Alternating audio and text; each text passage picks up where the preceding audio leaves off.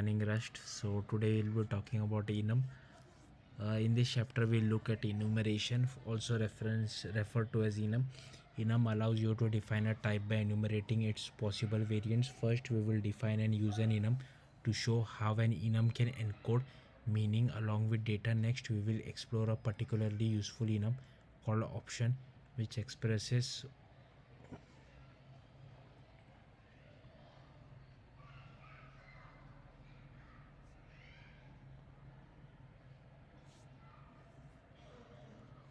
expresses that a value can either be something or nothing. Then we'll look at how pattern matching in the match expression makes it easy to run different code for different values of an enum. Finally, we will cover how the if let construct is another convenient and concise idiom uh, available to handle enums in your code.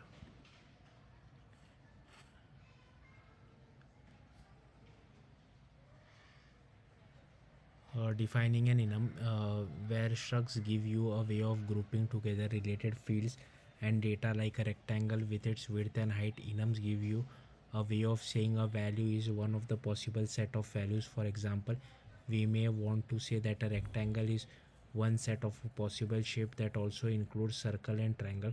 To do this, Rust allows you to encode these possibilities as an enum. Let's look at a situation we might want to express in code and see why enums are useful and more appropriate than struct in this case.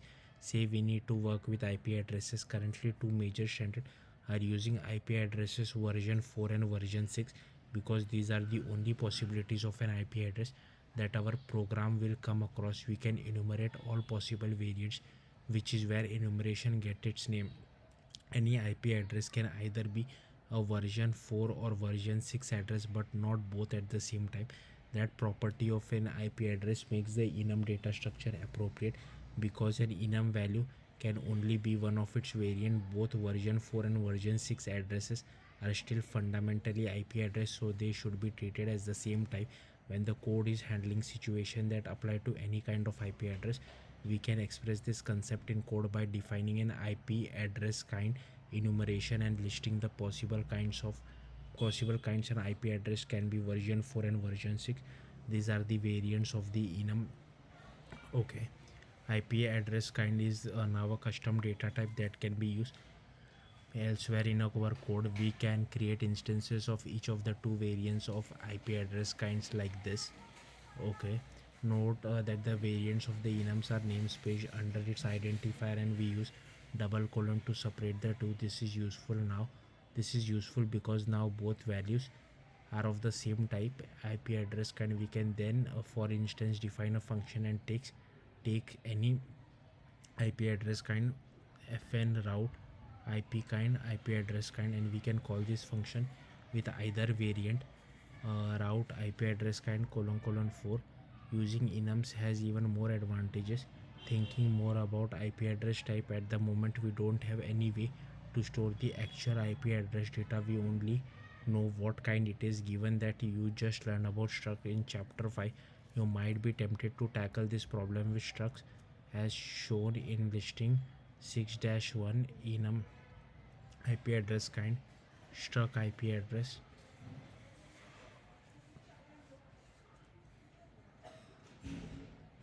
Okay. Here we have defined a struct IP address that has two fields, a kind field that is of type IP address kind, the enum we defined previously, and an address field of type string. We have two instances of this struct. The first is home and it has a value. It has the value IP address kind v4 as its kind with associated address data of 127.0.0.1. The second instance is loopback. It has the other variants of IP address kind as its kind value v6 and has address colon colon 1 associated with it. We have used a struct to bundle the kind and address values together, so now the variant is associated with the value. However, representing the same concept using just an enum is more concise. Rather than an enum inside a struct, we can put data directly into each enum variant. This new definition of the IP address enum says that both version 6 and version 6 variant we'll have the associated string values. Okay, we attach data to each variant of the enum directly, so there is no need for an extra struct. Here it's also easier to see another details of how enums work. The name of each enum variant that we define also become a function that construct an enums of the instance of the enum, that is IP address. Version 4 is a function call that takes a string argument and returns an instance of the IP address type. We automatically get this constructor function defined as a result of defining the enum. There is another advantages of using an enum rather than a struct. Each variant can have different types and amounts of associated data. Version 4 type IP address will always have four numeric components that will have values between 0 and 255 if we wanted to store. Version 4 addresses has four UAT values but still express. Version 6 addresses as one string value. We won't be able to with a struct. Enum handles this case with ease. Okay,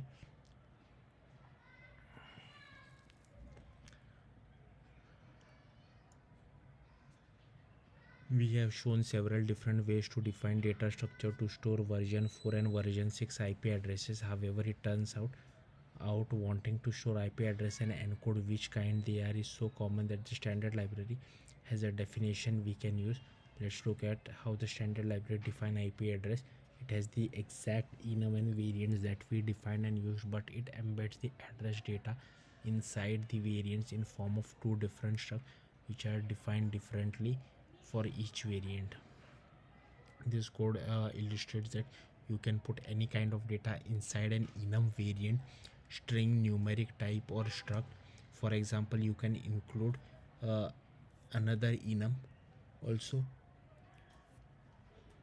standard library types are often not much more complicated than you might come up with.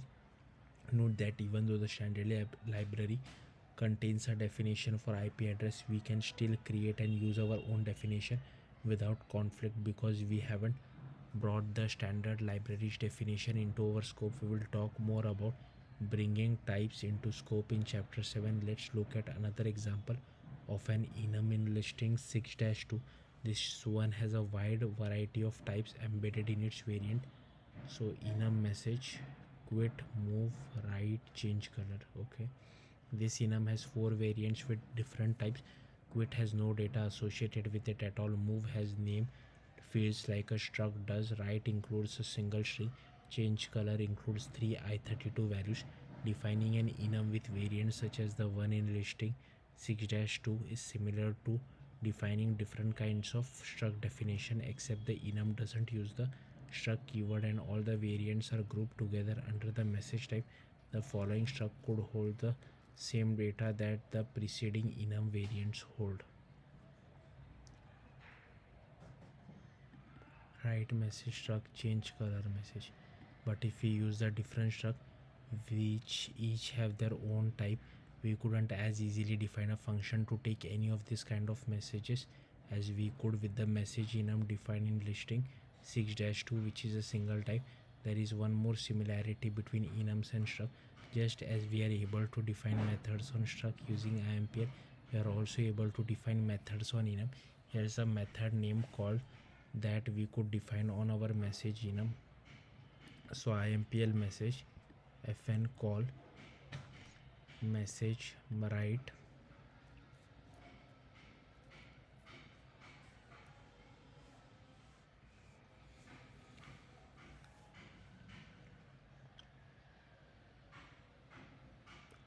the body of the method would use self to get the value that we call the method on. In this example, we have created a variable m that has the value m message colon colon write, and this is what the self will be in the body of the call method when m dot call runs. Let's look at another enum in the standard library that is very close and common and useful, option. The option enum and its advantages over null value.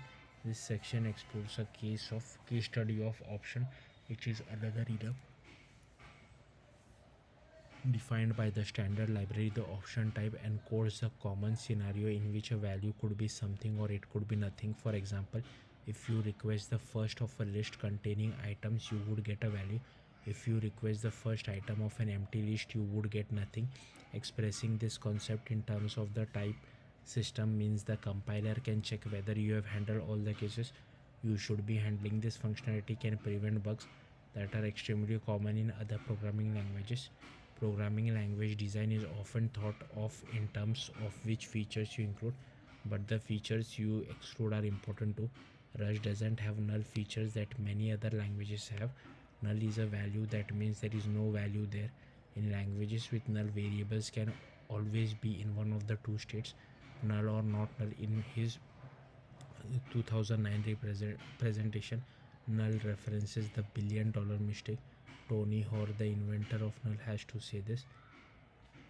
I call it my $1 billion mistake. At the same time, I was designing the first comprehensive system for references in an object oriented language. My goal was to ensure that all use of references should be absolutely safe, with checking performed automatically by the compiler. But I couldn't resist the temptation to put in a null reference simply because it was so easy to implement. This has led to innumerable errors, vulnerabilities, and system crashes, which have probably caused $1 billion of pain and damage in the last 40 years. The problem with null values is that you don't use if you try to use a null value as a not null value, you will get an error of some kind because this null or not null property is pervasive. It's extremely easy to make this kind of error. However, the concept that null is trying to express is still a useful one. A null is a value that is currently invalid or absent for some reason. The problem isn't really with the concept but with the particular implementation as such.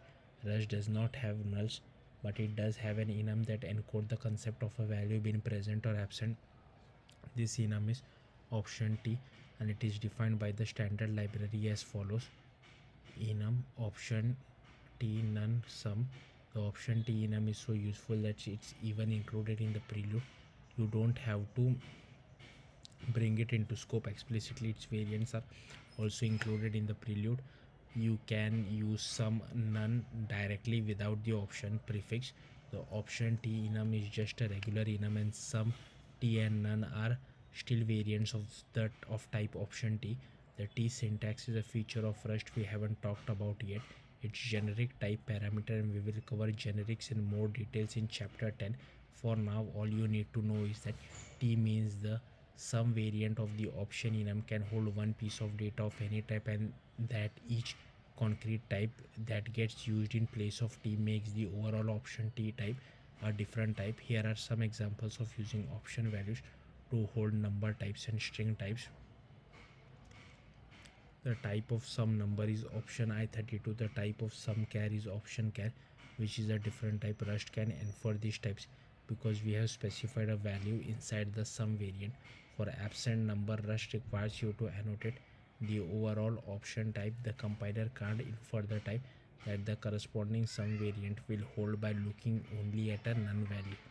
Here we tell Rust that we mean for absent number to be of type option I32.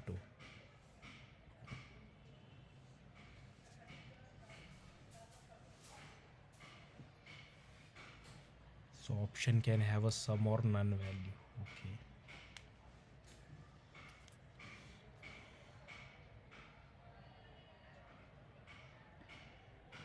So if I take this,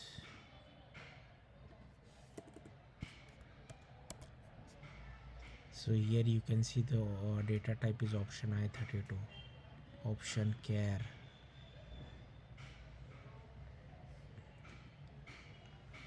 When we have a sum value, we know that a value is present and the value is held within the sum. When we have a none value, it some sense it means the same thing as null.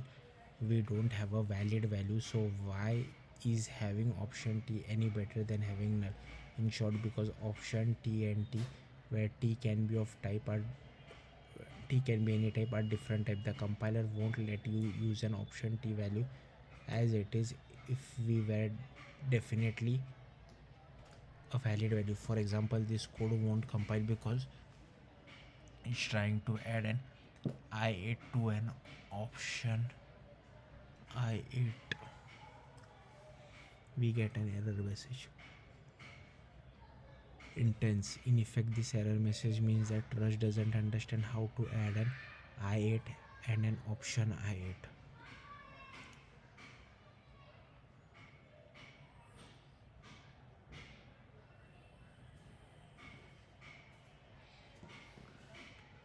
Because there are different types.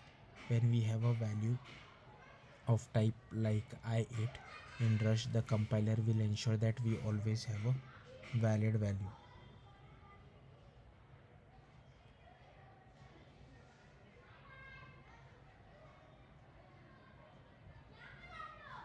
We can proceed confidently without having to check for null before using that value. Only when we have an option I8 or whatever type of value we are working with do we have to worry about possibly not having a value, and the compiler will make sure we handle that case before using the value.